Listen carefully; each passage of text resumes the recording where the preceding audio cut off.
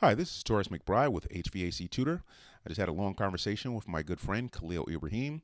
He's a stationary engineer out in the Bronx. So we have a long conversation about how he got into the field, what it took for him to become a stationary engineer, and more importantly, what it's going to take for you to become one.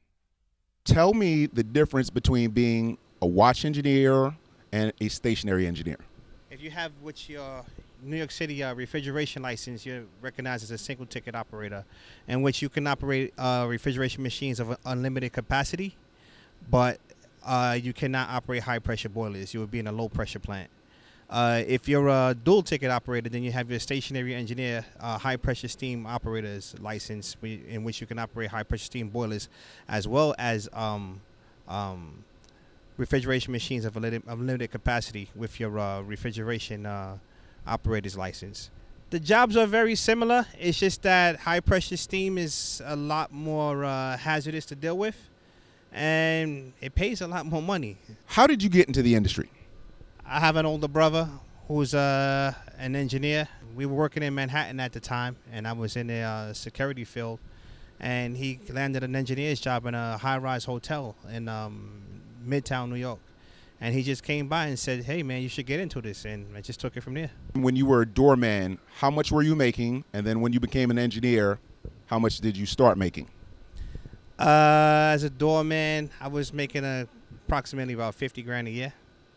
And then as an engineer, I was making almost 100 grand a year. My salary basically doubled right off the bat. Did you have any previous experience in the field? Out of high school, I started working for a real estate company, and I was fortunate to work under a superintendent who showed me a lot of stuff. How long did you stay at your first engineer's job? 6.5 years. But I was promoted. I was promoted after 2 years.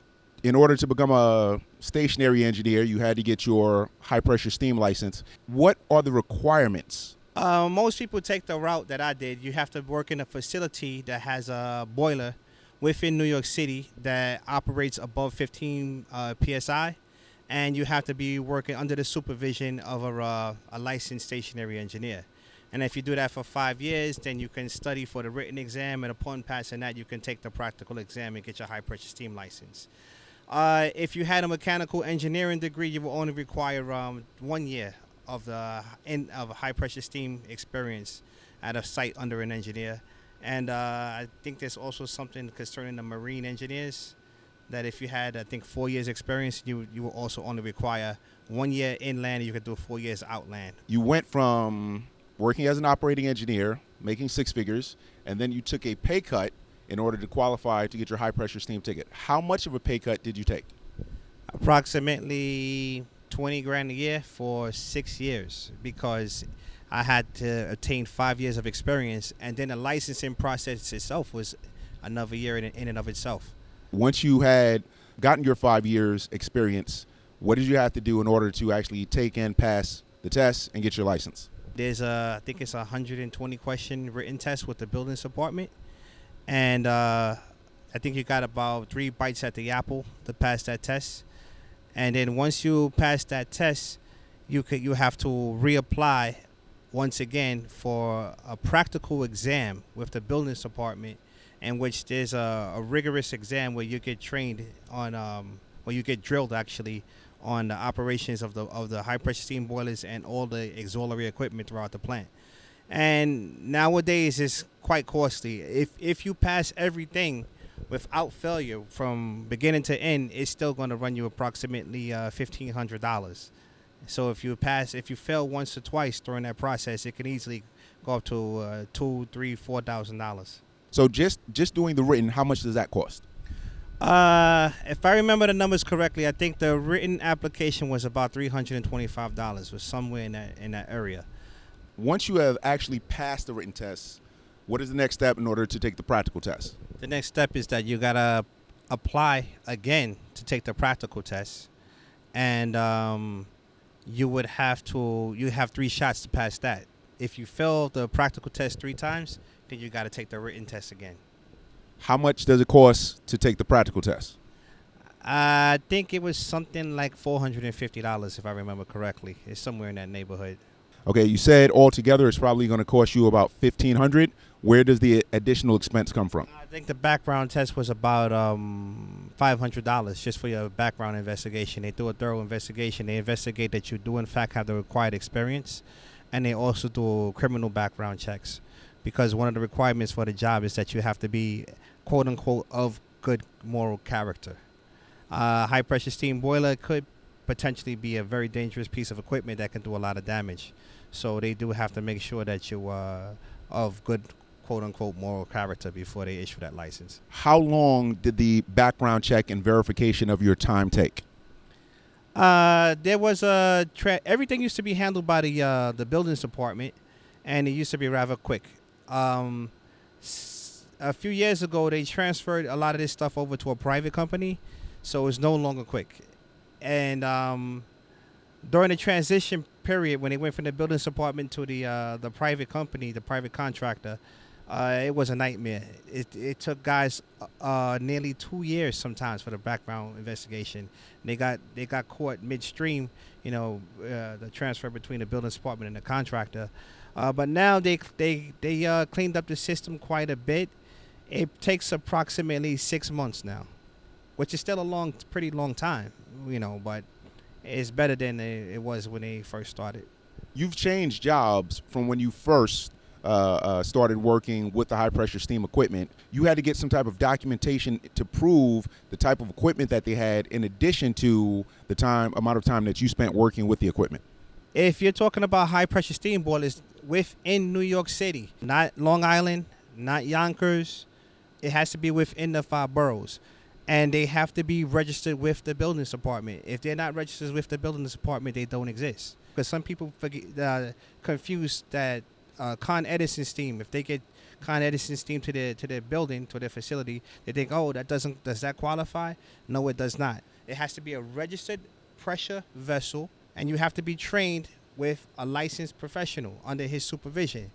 Without fulfilling all that criteria, it doesn't count. If that's essentially backup power, then it's not being operated all the time.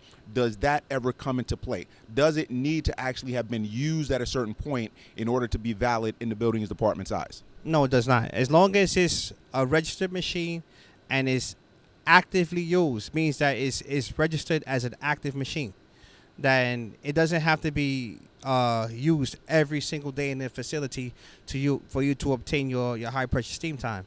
Not only that, think of it this way. If it's for heating in the building, it's not being used during the summer months. But that's the time that you do all the maintenance. That's the time when you open your boilers up and you have to vacuum in the tubes, etc. You do certain water treatment. So you learn a lot about how to maintain and repair that boiler when it's actually out of operation. So that counts towards your experience. Most sites aren't cold generation. Some of them are, but you don't necessarily have to use it for cold generation. It could just be for heating purposes. Like if you're in a college campus like myself, you have so many buildings that are so widespread. You need high pressure steam just to travel from one end of the campus to the other. That alone, you're gonna need high pressure steam. Colleges, they do a lot of sterilization with steam. When you have a lot of infectious diseases in a hospital, obviously, that's not something that you can just, dispose of out into the public. And you have certain filters. They have ventilation for people with airborne viruses, etc. Those rooms have to have special filters that catches, any infectious viruses, and those filters have to go through what's called a rotoclave, which it basically ejects high pressure steam that hopefully eradicates anything that may harm the public before those filters can be disposed of. Is it harder? Do you have to have redundant systems in a plant that's where you're using the high pressure steam every day? Is it just a heavier workload then?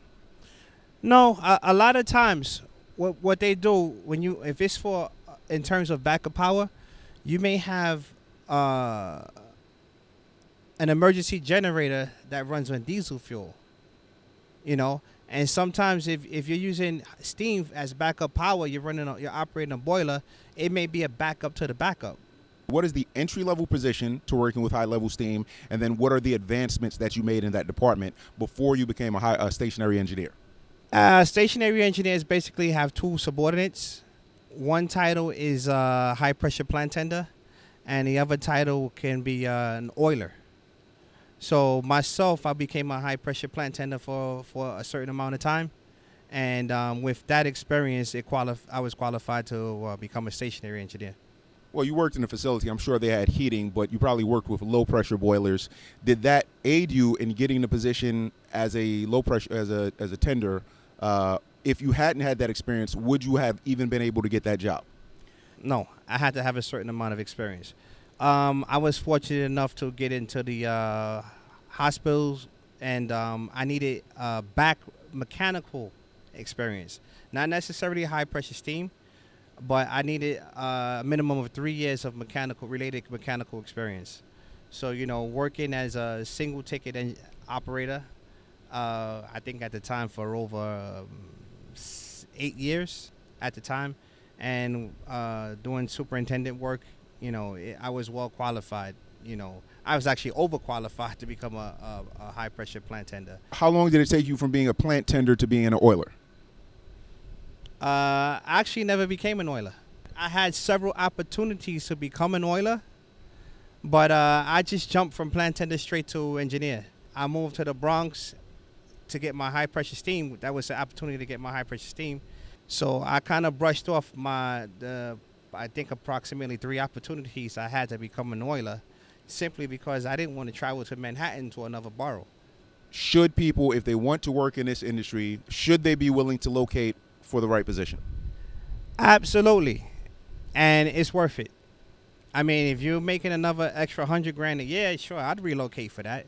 When you are trying to convince people that they should explore this industry, what do you talk about in terms of benefits that they can get from being a part of it? The money's good, the benefits are great, and you're working smarter instead of harder. You don't have to kill yourself. You are working with the whole of yourself, meaning that I use my physical attributes, my skill, my mental capacity, everything that I can bring to the table is applicable to this field. You're not in the business of production. You don't have to constantly produce. Once you're on top of your system, hey, it basically runs itself. Do things happen? Yeah, on a rare occasion they do happen, but 90% of the time, if you do the right thing, you're not going to have anything to worry about. You recently gave a presentation at a junior high school talking about the industry. How young do you think we should be talking to kids about exploring the building engineering field? I think that the middle school was the perfect age, in my opinion. 12, 13, 14. I think that's the perfect time to explore, to expose the field to students that may have, interest may take hold. Those kids sort of lack confidence that they can make it in the industry. And me being a minority myself, my presence alone kind of was half of the, kind of brought it home for them, halfway there. Say, hey, I sort of embodied, what they could be. One of my biggest objectives with doing these videos is to be able to show people, number one, how big the HVAC industry is, but also that there are people just like you working in the industry. It frustrates me to hear people complain about there are no jobs. There are plenty of jobs in this industry. I also teach refrigeration, as you know. And one of the things I tell my students, okay, how much money do you want to make? Okay, you want to make $100,000. Well, my next question is, why should I pay you $100,000? What can you do for me that would justify me paying you $100,000? You have to take the time to make the sacrifice to have the right credentials that would justify me saying, yeah, I'm going to pay you $100,000 because this is what you have to offer me. Can you talk a little bit about not being satisfied with just having 1 or 2 licenses, but all of the different licenses that are out there to get, and how much extra money that can put in your pocket? You can get your water treatment license, you get your boiler license, you get your high pressure steam license, you get your refrigeration license, you get your sprinkler standpipe license. I'm a fire safety director as well. You get your fire safety license. Get everything you can get, because it comes back to you, you know, many times over. You used to tell me you would get like an extra $1 or $2 per hour for certain certifications, right? The fact that I had a fire safety license certification at working as an engineer, that's actually one of the essential things that got me my promotion. Everybody wants more bang for their buck. You do, every employer does. If I have a job that pays $100,000 a year, and I have an applicant that has 2 licenses, and I have another applicant going for the same job and he has 7 licenses, well, I'm going to give the job to the guy with 7 licenses. And I heard something else that somebody told me a long time ago. It stands the test of time. He said, education never goes to waste. It will be used, and it will be to your benefit one way or another. You have to look at yourself as an entrepreneur. Yes, you may work for this company, but you are providing them a service. Were there ever any instances where you had been pushed into service from having a particular license because someone was out or someone was sick? A lot of times. It happens all the time. I can't count how much money I've made just from being in the right place at the right time and having the right certification. Khalyl, if I've never told you this before, I really need to thank you. Not only did you introduce me to this industry, you told me, go get your refrigeration license. So now I want to return the favor for all the young people out there who maybe they don't have a friend or they don't have a parent who can share knowledge with them. And I thank you so much, man.